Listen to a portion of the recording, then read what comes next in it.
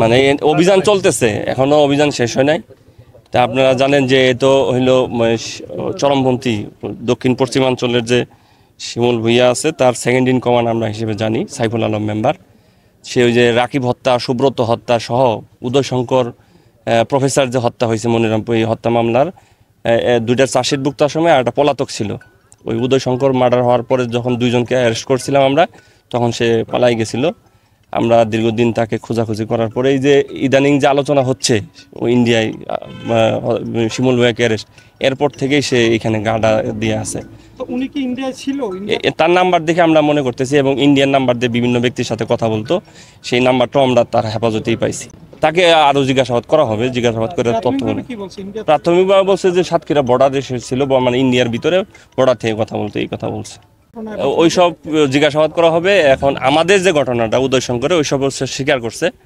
সে সুমন সহ আলামিনকে যে সে রিক্রুট করছিল এবং হত্যার জন্য, সেগুলো সে স্বীকার করছে। আজকে তার হেফাজতে কিন্তু এক্সক্লুসিভ পাওয়া গেছে, বোমা তৈরির যে সরঞ্জাম এগুলো পাওয়া গেছে। যে সম্ভবত ওই যে গান পাউডার যেটা বলা হয়, সাদা আর নাইট্রেট পাউডার, দুইটা পাউডার পাওয়া গেছে যেগুলোতে গান পাউডার তৈরি করা হয়।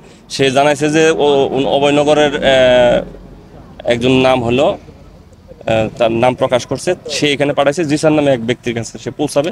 অবস্থান করতেছিল রাস্তায়, ওখান থেকে আমাদের ফোর্স অ্যারেস্ট করে তারপরে ওখান থেকে সে জানায় যে এখানে 5 দিন ধরে সে অবস্থান করতেছে।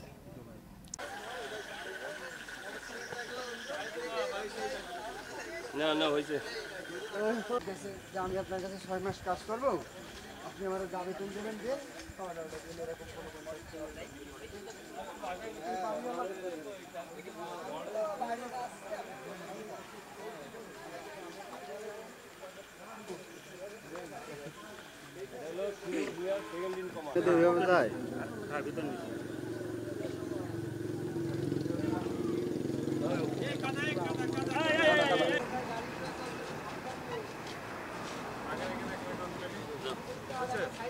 ভাই কলকাতায় গেলে নাকি তুমি? ইন্ডিয়ান নাম্বার পেয়েছো? হ্যাঁ, এই তো সেটাই তো কোথায় দেখার টাইম এখন। এই যে ইন্ডিয়ান, তার মানে এইটা হচ্ছে ইন্ডিয়ান নাম্বার, তাই তো? এটা দিয়ে হোয়াটসঅ্যাপ খোলা হয় এই নাম্বার দিয়ে। তার মানে এই মানে ইন্ডিয়া যাওয়ার একটা পসিবিলিটি আছে। ইন্ডিয়া ছিল তো, চুরাই পথে আসছে। ইন্ডিয়ান ছিল, চুরাইতে আসছে।